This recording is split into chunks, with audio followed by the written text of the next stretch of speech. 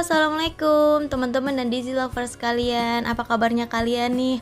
Udah lama banget ya aku nggak ngupload, dan sekarang aku mau upload video alur cerita dirilis Ertugrul episode 4. Jadi mari kita saksikan. Diperlihatkan di awal episode, Sulamasya sedang memperingatkan Karatoygar untuk membebaskan putranya Gundoldu. Ia berkata kepada Karatoygar, "Kalau kau sampai menyentuh selai rambut putraku, Ertugrul akan membawa pangeran keluar dari wilayah Seljuk sehingga kau tidak akan pernah menemukan mereka lagi. Bukankah itu tujuanmu dengan pasukan Templar?" Karatoygar pun tampak kaget karena Sulamasya mengetahui rencana mereka. Begitu juga dengan Titus yang ternyata bersembunyi sambil mendengar percakapan mereka. Lalu Sulamasya mengatakan bahwa jika Karatoygar membebaskan putranya, ia akan menyerahkan pangeran kepadanya. Lalu Karatoygar pun menanyakan keberadaan pangeran pada Sulamasya. Sulamasya pun menjawab bahwa mereka sedang bersama Ertugrul supaya mereka tidak melarikan diri. Jika sesuatu terjadi terhadap mereka, Sultan Alaeddin akan mengetahui semuanya karena pangeran telah menulis semua di dalam surat untuk Sultan Alaeddin, bahwa beberapa bulan mereka berada di tangan pasukan Templar, bagaimana mereka menyiksanya, bagaimana mereka tetap setia meskipun mereka menyiksanya, dan bagaimana kau bekerja sama dengan pasukan Templar. Segalanya, sekarang putuskan. Akhirnya Karatoygar setuju dengan permintaan Sulamasya. Gundoldu akan dibebaskan sedangkan Sulamasya akan ditahan sebagai tawanan untuk pertukaran dengan pangeran. Namun Gundoldu yang mengetahui itu tampak tidak setuju karena ia khawatir ayahnya akan dibunuh oleh mereka. Namun Sulamasya meminta Gundoldu untuk melakukan apa yang ia katakan untuk pergi dan kembali ke perkemahan. Sedangkan di perkemahan, anak buah Gundoldu sedang berusaha membuat kegaduhan dengan menyebarkan berita penyerangan pada karavan yang menyebabkan meninggalnya para ksatria dan rakyat yang ikut pada karavan. Sehingga para keluarga yang ditinggalkan memastikannya dengan kedatangan Hamzah yang terluka parah, lalu menyalahkan Halime dan keluarganya yang menyebabkan penyerangan karavan tersebut. Mereka pun melempari tenda yang ditempati Halime dengan batu. Halime yang berada seorang diri di dalam tenda pun tampak cemas dan ketakutan. Lalu Haime Hanem yang tampak marah datang mencoba untuk menghentikan mereka dan menanyakan apa yang mereka lakukan. Lalu salah satu rakyat pun menjawab bahwa putra-putra mereka mati karena mereka. "Karavan telah diserang, jangan bilang ke kami untuk tetap tenang." Lalu dengan tegas Haime Hanem bertanya pada mereka, "Apa kalian mengabaikan tradisi dan kepala suku kalian? Kalian memalukan. Jika kalian mencoba menginjak-injak kehormatan dan tradisi, kalian pasti akan hancur suatu hari nanti." Dan dengan lantangnya Ibu Haime memperingatkan mereka bahwa siapa yang melemparkan ke tenda Halime berarti melempar batu ke arahnya juga. Siapa yang melawan mereka berarti melawannya juga. Lalu Haime Hanem masuk ke dalam tenda Halime dan mengajak Halime untuk menunggunya di tendanya. Lalu di istana Karatoygar terlihat seseorang datang dan menyampaikan pesan dari Kurdolu bahwa Ertugrul berusaha untuk menjebaknya. Sedangkan di tenda utama suku Kai, Halime, Haime Hanem, dan Aikis sedang menunggu kedatangan orang-orang yang mereka cintai pulang ke suku mereka. Tiba-tiba Selcan datang dengan amarahnya, lalu ia berkata dengan nada lantang kepada Haime Hanem, "Haime Ana, kenapa wanita jahat ini ada di sampingmu? Mereka sudah membawa masalah pada kita. Dengan alasan apa ia duduk di sini? Mengapa mereka masih ada di perkemahan ini?" Namun Haime Hanem tampak marah, tidak menyukai nada bicara Selcan padanya. Lalu ia berkata, "Beraninya kau bertanya padaku seperti itu?" Lalu ia pun mengusir Selcan dari tenda tersebut. Namun sebelum Selcan keluar dari tenda, tiba-tiba terdengar suara ramai-ramai di ruang pertemuan tenda utama. Haime Hanem pun keluar untuk melihat apa yang terjadi, dan terlihat bahwa para bey sedang berdatangan. Haime Hanem pun bertanya kepada mereka, "Apa yang terjadi? Kenapa kalian memasuki tenda kepala suku kalian?" Dan pada saat itu pun Kurdolu masuk ke dalam tenda dan menjawab kepada Haime Hanem seolah-olah ia adalah kepala suku. "Mereka ingin bertemu kepala suku Haime Ana. Aku tidak bisa menolak permintaan mereka." Dan tanpa segan pun ia duduk di tempat duduk khusus untuk kepala suku. Dan di sisi lain, akhirnya Karatoigar dan Ertugrul pun bertemu di tempat kesepakatan mereka. Karatoigar pun langsung meminta pertukaran antara pangeran dan Sulamasya. Ketika pertukaran terjadi, tiba-tiba Karatoigar memerintahkan pasukannya untuk membunuh mereka semua.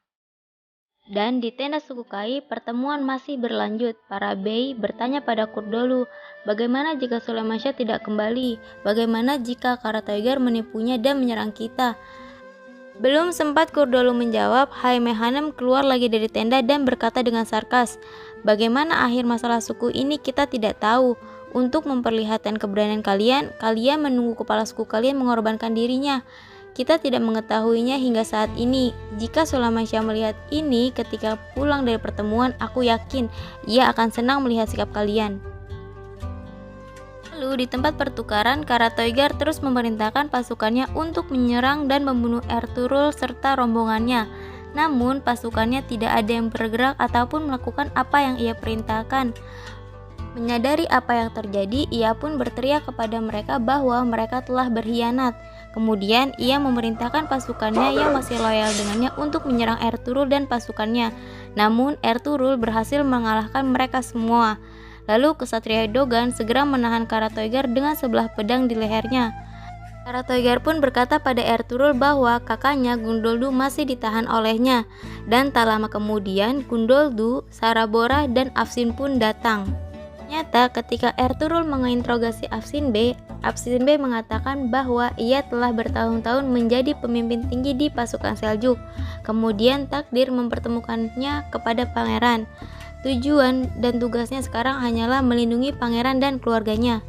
Aku sudah menghubungi prajurit yang bekerja sama dengan Karatoigar. Inilah situasinya Ertugrul, kata Afsin Bey. Lalu Ertugrul pun berkata bahwa itu juga sama dengan keinginannya. Ia ingin melindungi sukunya, keluarganya, Halime dan keluarga Halime. Jadi tujuan kita itu sama, mari kita lawan Karatoigar itu bersama. Lalu beritahu aku Afsin Bey, prajurit yang kau hubungi seberapa bergunanya mereka. Afsin Bey pun menjawab, biarkan aku jelaskan Ertugrul, jika Karatoigar membutuhkan pasukan untuk melindunginya, maka ia tidak akan mendapatkannya. Lalu dengan giroh semangatnya, Ertugrul pun berkata pada Afsin Bey, hari ini mari kita berjuang sebagai syuhada melawan orang zalim.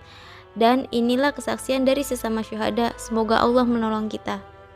Lalu di tenda suku Kai pun masih berlanjut. Kurdolo pun menjawab pertanyaan Haime Hanem. Ia berkata, tentu kami membahas hal-hal mendesak mengenai perkemahan dan keselamatannya, tapi ini juga tempat Sulamasya. Kemudian ia mengatakan tidaklah benar membuat ibu Haime Hanem terganggu. Dia sudah cukup menderita. Ini salah kita, mari kita lanjutkan ke tendaku. Lalu tanpa malu ia meminta para bey untuk memindahkan tanda kepala suku Kai ke tendanya. Setelah berhasil mengalahkan Karatoigar, Ertugrul beserta rombongannya pun singgah di istana Karatoigar. Di sana Ertugrul dan Numan sedang berbincang-bincang. Numan mengatakan bahwa ia dan keluarganya harus segera keluar dari wilayah Seljuk. Bukan demi aku, tapi demi anakku yang tidak berdosa. Dengan sedikit kecewa, namun Ertugrul pun memahaminya. Ertugrul pun mengatakan bahwa itulah yang terbaik bagi semua orang. Afsin Bey mengatakan bahwa Ertugrul perlu memberinya beberapa kuda dan perlengkapan. Namun Ertugrul memiliki ide lainnya. Ia mengatakan setelah pemakaman prajuritnya, ia akan berbicara pada ayahnya untuk meminta mengikut sertakan mereka dalam perjalanannya ke Aleppo, sehingga ia dan kesatrianya dapat memastikan Numan dan keluarganya sampai dengan selamat. Lalu sebelum Ertugrul melanjutkan ke perkataannya, Numan memotongnya. Ia mengatakan terima kasih kepada Ertugrul dan juga berkata bahwa ia berhutang budi padanya dan keluarganya. Dan pada malam harinya, Halime singgah di dalam tenda Ertugrul dengan kegelisahannya menunggu keluarganya dan Ertugrul. Tidak hanya itu pula, di istana Karatoigar, Ertugrul pun merasakan hal yang sama. Namun ketika Ertugrul sedang melamun dengan kekhawatirannya, ia menyadari bahwa Deli Demir belumlah tidur. Ia menanyakan pada Deli Demir mengapa ia tidak tidur. Lalu Deli Demir malah balik bertanya pada Ertugrul. Ertugrul pun mengatakan kegelisahannya pada Deli Demir. Kita sudah berhasil, tapi ada yang mengganggu pikiranku. Bagaimana Karatoigar bisa mengetahui kita ada di sana? Deli Demir pun mengatakan bahwa apa yang mengganggu pikiran Ertugrul juga mengganggu pikirannya. Lalu Deli Demir menceritakan pada Ertugrul bahwa pada malam ketika mereka menyelinap ke tenda Halime, yang membuatnya menjauh dari tenda adalah Kurdolu. Aku tidak bermaksud untuk mencurigai siapapun termasuk Kurdolu, tapi ini menyangkut ke perkemahan. Jadi ia ingin Ertugrul tahu. Ertugrul pun tampak marah mendengar hal itu. Keesokan paginya, para bey suku Kai sedang berkumpul di tenda Kurdolu. Mereka menanyakan di manakah Sulaimansyah. Mereka mengatakan bahwa karavan telah diserang. Namun di manakah jenazah para prajurit kita? Lalu Kurdolu yang berusaha untuk memanfaatkan keadaan untuk keuntungannya, ia pun berkata bahwa untuk saat ini bukanlah waktunya untuk berduka cita. Belum ada kabar yang datang ke perkemahan tentang Sulaimansyah dan para prajurit kita. Lalu salah satu bey pun bertanya, apa yang harus kita lakukan Kurdolu? Kurdolu pun mengatakan, aku mengingatkan kalian sebelum mengatakan apa yang ada di kepalaku. Aku mengingatkan kalian bahwa Sulaimansyah menyerahkan tanggung jawabnya kepadaku. Janjiku adalah janji kepala suku kita.